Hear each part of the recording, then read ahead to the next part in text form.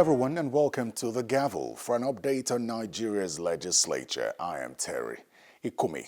We begin with the budget debates in both chambers of the National Assembly. President Muhammadu Buhari had presented his 8th and final budgets, and the 9th National Assembly is now considering its 4th and final budget. Lawmakers were just about unanimous in their contributions relating to revenue generation and the parameters for funding the budget. For many of them, the exchange rates, daily oil production, and the cost of crude oil proposed is unrealistic, considering last year's assumptions as well as current state of the global economy. Take a listen. The 9th National Assembly on Wednesday commenced debate of the 2023 budget proposal laid by President Muhammadu Buhari last week Friday. This would be the last budget which this assembly would be considering. In the Senate, lawmakers expressed dissatisfaction with some provisions of the 2023 appropriation bill. In 2018, when that rule or order was issued out by Mr. President, the recurrent expenditure was 3.5 trillion. Ordinarily, in the subsequent years, especially with the recurrence of COVID in 2020 or 2021? But, Mr. President, the recurrent expenditure in 2019 jumped up to 4.7 trillion. And then, in 2020, the recurrent expenditure stands at 4.8 trillion. In 2021, it jumped up to 5.9 trillion. In 2022, it went up to 6.9 trillion. In 2023, which is what we're about to consider, and here before us, you can see that the recurrent expenditure is now standing at 8.23 or 2.7 trillion. And as I said, Mr. President, that is where the problem is. What we concentrate on is the capital side, and to make sure that the I's are dotted, and the T's are crossed. But the question now is, what is recurrent expenditure? What is overhead? These costs are supposed to be tied to activities. When there is no activity and the cost is going up, there is cost not only to even look at these things, but to even investigate. We need to cut leakages, cut cost, and then, of course, improve our revenue. Mr. President, distinguished colleagues, I have here a simple analysis. In August 2022, our OPEC production was 1.826 million barrels per day, but we produced 394 billion barrels of oil per day. There was a crude loss of 606 million barrels per day. If you convert this by $70 per barrel, it gives you 59 million dollars per day. That's what we're losing. If you multiply it by per annum, it's 9.5 trillion naira. So, of course, we are borrowing 10 trillion, and we are losing 9 trillion. So, of course, we cannot overemphasize the fact that we have to stop oil theft, and we have to do all that is possible for us to stop oil theft. I'm glad that the government is doing something, but, we shouldn't have actually allowed it to have come to this level. I'm a little worried about the infrastructural deficit that we have in this country. Mr. President, from the debates that we have had so far on the floor of this Senate, our roads are still in very deplorable situations. Last year, Mr. President, I complained about 3 artery roads in my constituency: the Otukpo-Makurdi Road, the Otukpo-Oju Road, and of course the small 8-kilometer road from General Hospital in Otukpo to Enugu roundabout. It may interest you to know that in recent times, our youths have taken to the streets to block us from entering the town because they hold us responsible for the non-completion of those roads. And so, Mr. President, I think we must think seriously about our budgeting system, because as it is now, we're on the envelope system. And as my colleagues have indicated here, it's the same problems all over again and again. And so how can we diversify our economy? How can we create the platforms and institutions for the employment of youths? How can we even alleviate poverty when all we are doing now is not creating institutions that will accommodate people and provide relief for our poverty, rather than creating organizations and institutions and programs that just throw money at people? That won't solve our problem of poverty. And from all indications, there is no effectiveness even in the disbursements of these funds anyway. The bill scales second reading, while the Senate also passed the Federal Capital Territory 2022 Appropriation Bill for second reading. The upper chamber was, however, upset about the lateness of the FCT budget. We all live in Abuja. We have all become federal capital people, no doubt about that. Our families are here. Everybody is interested in this budget. What have they been doing since, Mr. President? So how long will they execute this project? And when will they stop? This is October, Mr. President. These are issues that must be addressed. I know the FCT representative here, his hands are up, but it's curious to know what has been happening in the FCT between January this year and today. It is really unfortunate that the FCT budget is coming at this time and at this hour, when we're planning and working for the 2023 appropriation bill. But I will, however, say that as soon as we work on this budget, that they should immediately, just like Mr. President had charged various MDAs, to bring the 2023 Appropriation Act so that they can work up a bill, so that the people of the FCT can have a budget. But however, this is really unfortunate, but I want to plead with my colleagues that we are doing the second reading of the budget and we should let it pass so that the committee can go straight to work and ensure passage almost immediately. Meanwhile, in the House of Representatives, the 2023 Appropriation Bill was also debated. And like the Senate, lawmakers questioned the parameters for funding the budget as well as the subsidy concerns. The capital expenditure is put as 5.35 trillion, while the debt servicing, not repayment of capital, servicing, it was put at 6.31 trillion. And I discovered that our revenue generation agencies in Nigeria are not doing enough. There are so many leakages. And what is discouraging people from working to get these leakages is because the reward system is so poor. For instance, the whistleblower, if you are able to recover for government, they will pay you 2.5%. So many of these people that know where these monies are discouraged by the reward system. I'm a witness that what we call zonal intervention, that for the past years before this administration, it was never implemented more than 30%, 40%. That's the truth. But today, we are seeing ZIP implementation running up to 80, 90%, and sometimes 100%. And of course, in a transition budget that you want to transit to another government, the executive is promising that they will do 100%. And as we speak, we've seen 70% implementation of budget.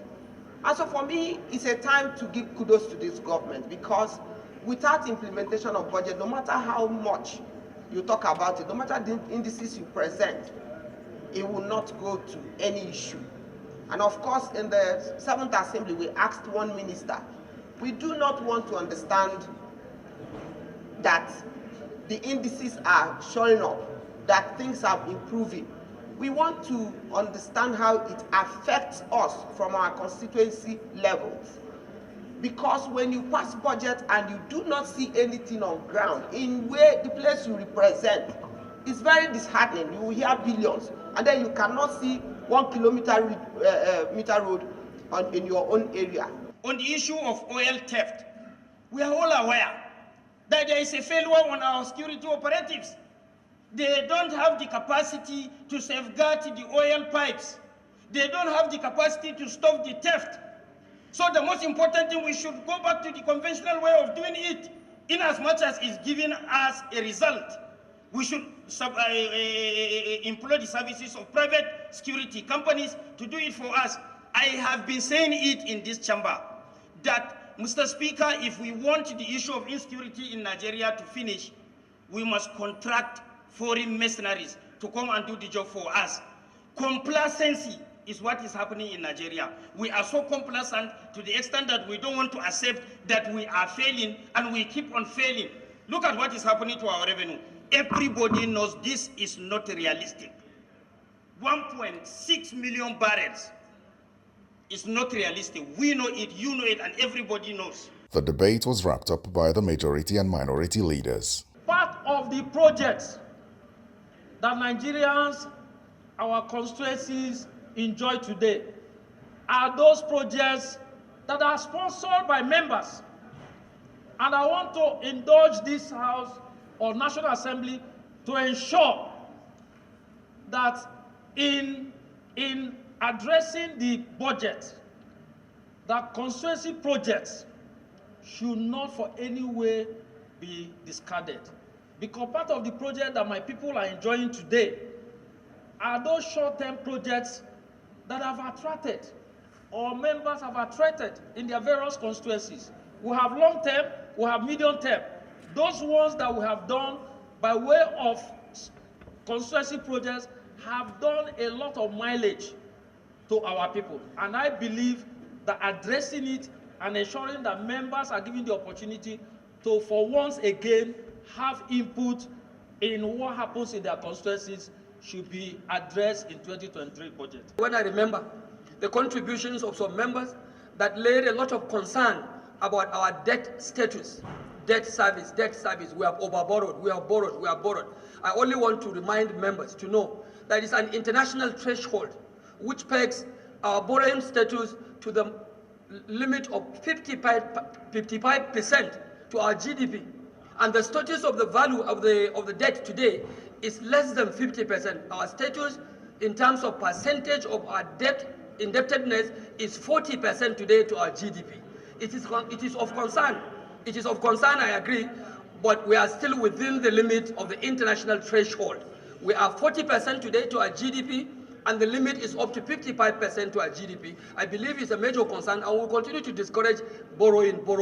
It's not good to borrow anyway, but we are still within protected zone of our borrowing status. Mr. Speaker, the issue of the budget parameters as raised by some honorable members on the floor rightfully, as per the benchmark, which is put at $70 per barrel, is being put at a conservative level simply because to make it achievable, so that it is practicable. As we continue engagement in our committees, if there is need for us to increase or decrease the expected revenue in terms of the price of the crude oil per dollar, then I believe the House has that right to do that at whatever point in time.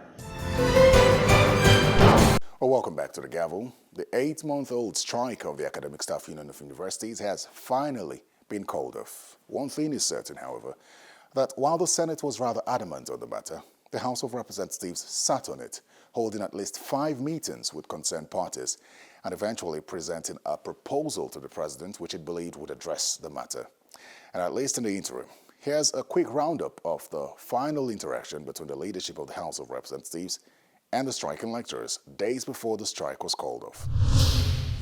On Monday, despite being a public holiday, the leadership of the House of Representatives made one final move to bring an end to the 8-month-old ASUU strike. After meeting 3 times previously and presenting its proposal to President Muhammadu Buhari, it was time to update the striking lecturers and perhaps extract a commitment to end the strike. We spoke with Mr. President. There was one sticking issue, which was the issue of no work, no pay. And the President did ask that he would digest the recommendations and would have one more meeting, which we did on Friday after the budget. And that meeting was even better than the first one we had with him. But beyond that, the other several issues have been taken care of, where we were able to make sure that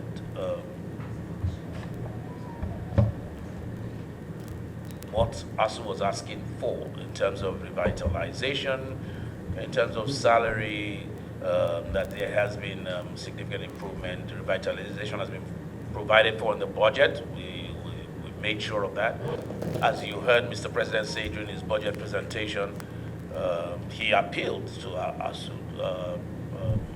to go back to class, and that 470 billion total has been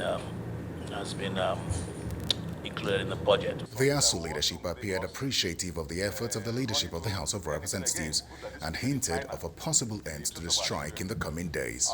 Our struggle, and I thank God the National Assembly are joining us, is for the educational system in Nigeria. We want to have a university in Nigeria where we should be able to earn money from students from all over the world and paying in hard currency as we are paying, so that the system will grow. That's why we're in this struggle. We want to have a university where the remuneration is enough to attract lecturers from all over the world, just as people are going outside. As we speak today, we are having problems. We don't notice it. We are creating so many universities, but there are no good people, qualified people to teach in those universities. But the good ones are leaving. And we just put people there, which is not good enough. We must create an environment. We are the giant of Africa, and we must act as giant of Africa. We should have people coming in droves, not we leaving. That's why we are here. So, Honorable Speaker, I want to sincerely thank you for this, your resilience, your intervention.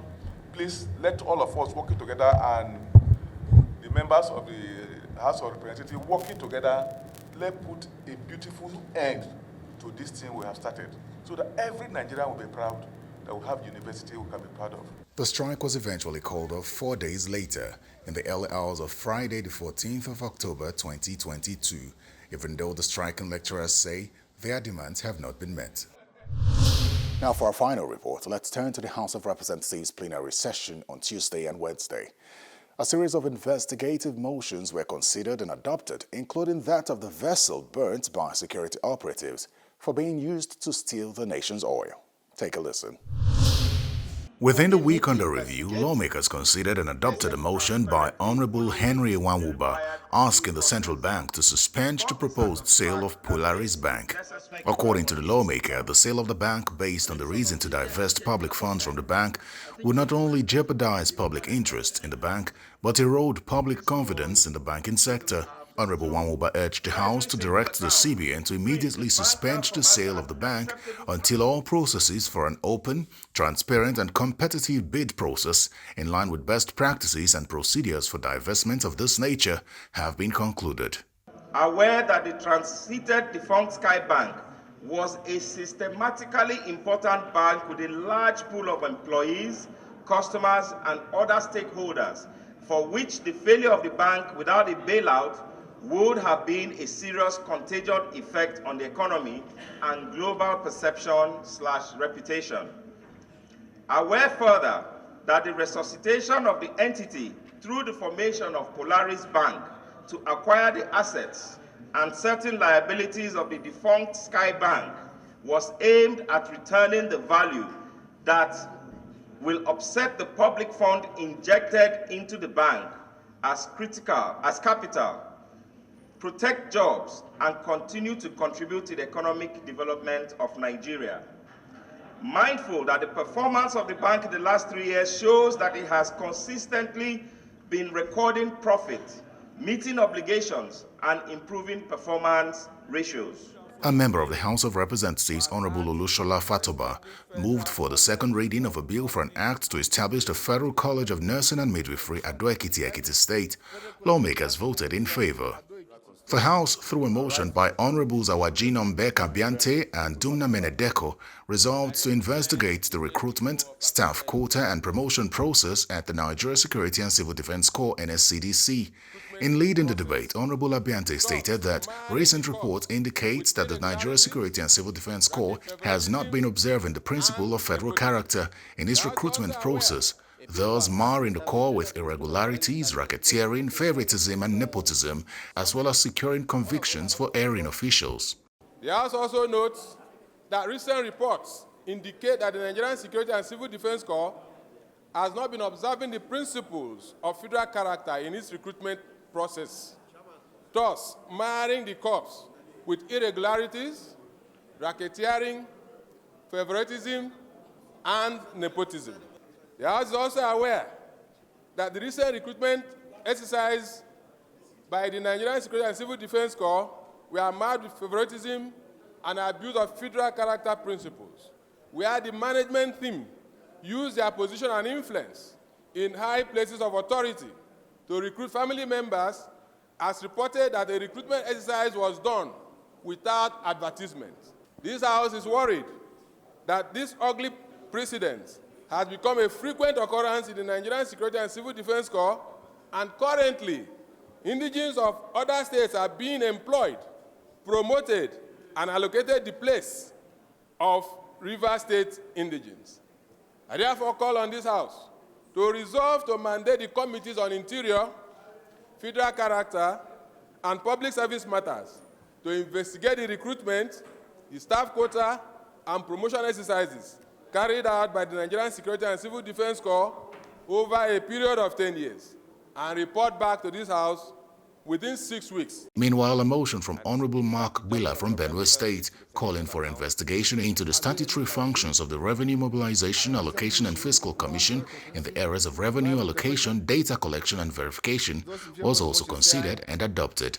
The House is also worried that RAMFAC's new proposal to the President in April 2022 for a revenue allocation formula is for vertical revenue allocation alone and is alleged to have utilized the over 30-year-old allocation principles and recent data that is inaccurate and unverified, with no consideration being made at the moment for the more contentious horizontal allocation formula which determines the actual impact on the lives of Nigerians in the federating units, and which is also alleged to currently being implemented with inaccurate and unverified data from which flawed indices are computed and utilized by the Accountant General for revenue disbursement, and other allegations that the actual indices utilized by the Accountant General for revenue disbursement to the states are sometimes at variance with those provided by RAMFAC because of inducement from the states. Similarly, the House of Representatives is to investigate the circumstances involving the setting ablaze of an oil vessel by security agencies, alleged to be used for oil theft. This follows a motion of urgent importance by Honorable Onofiok Luke, questioning why the vessel was not preserved for investigative purposes in prosecution of the matter. While the House condemns the stealing of the nation's crude, it is disturbed by the haste with which the vessel was destroyed. Disturbed about the reported destruction of the said vessel by the security operatives, instead of preserving same as evidence for prosecution purposes. The House resolves to 1. Urge the investigation of the circumstances and the reason for the destruction of the illegal bunkering vessel by the security operatives, instead of preserving it for evidentiary use in the prosecution of the matter. Well, plenary in both chambers of the National Assembly has been suspended to the 15th of November to allow for budget defense by ministries, departments and agencies. And that's the Gavel this week. Thanks for your time. I am Terry Ikumi. Goodbye.